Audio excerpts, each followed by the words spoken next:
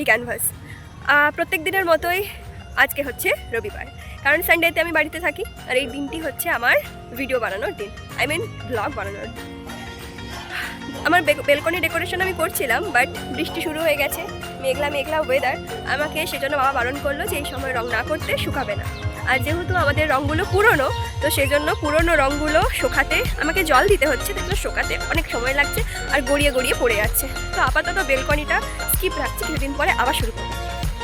বর্ষা যেহেতু চলে এসছে আর আমি গাছ খুব ভালোবাসি, তো গাছ ভালোবাসার জন্য আমি অনেক ধরনের গোলাপ গাছ লাগিয়েছি, বাট আমি বাড়িতে না থাকার কারণে সেগুলোর অবস্থা খুবই খারাপ। এই বর্ষা এসছে, নতুন চারা গাছ তৈরি করার সময় আমি প্রায় বর্ষাতে চারা গাছ তৈরি করে থাকি। তো আমি এবারেও স্থির করেছি যে আমি গোলাপ গাছের চারা বানাবো। তার আগে আমি একটা জিনিস তোমাদের দেখাতে এসেছি, যে আমাদের বাগানটা পরে দেখবে। আগে যেটা দেখাবো সেটা হচ্ছে আমার একটা লেবু গাছ। আমি যে গাছটা কিনে এনেছিলাম এবং সে গাছটা আমি লাগিয়েছি, সেরকম কোনো সার টার, গোবর সার ছাড়া আর কোনো কিছু সারই প্রয়োগ করা হয় না।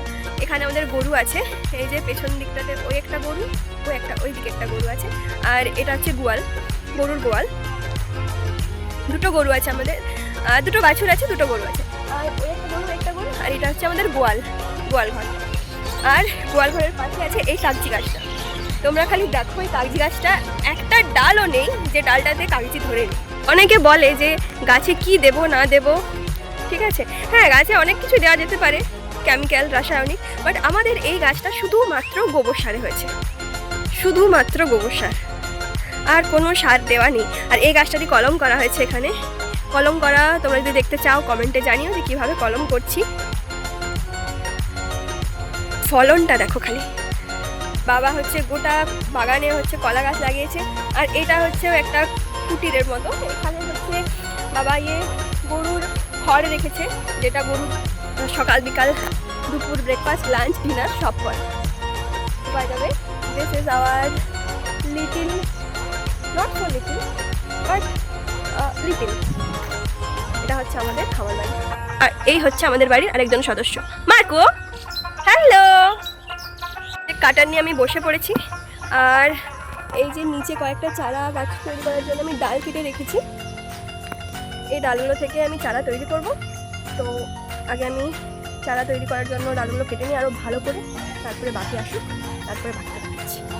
বাই।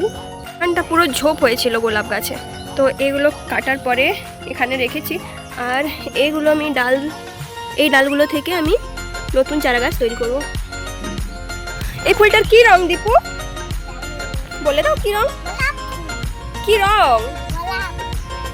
গোলাপি, গোলাপি রং। এই ফুলটার কি রং?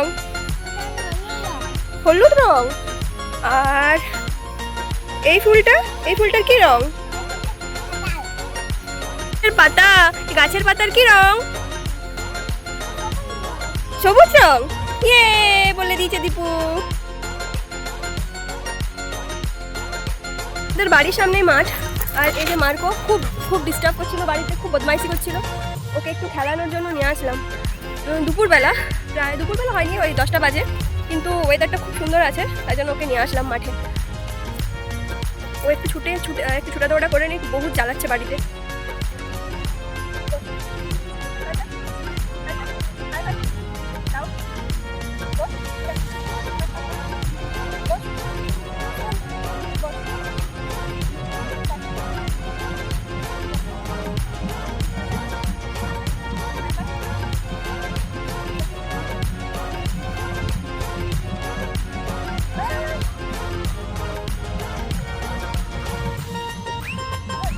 সাথে খেললাম, ও হাঁপিয়ে গেছে পুরো, ঘেমে জল হয়ে গেছি।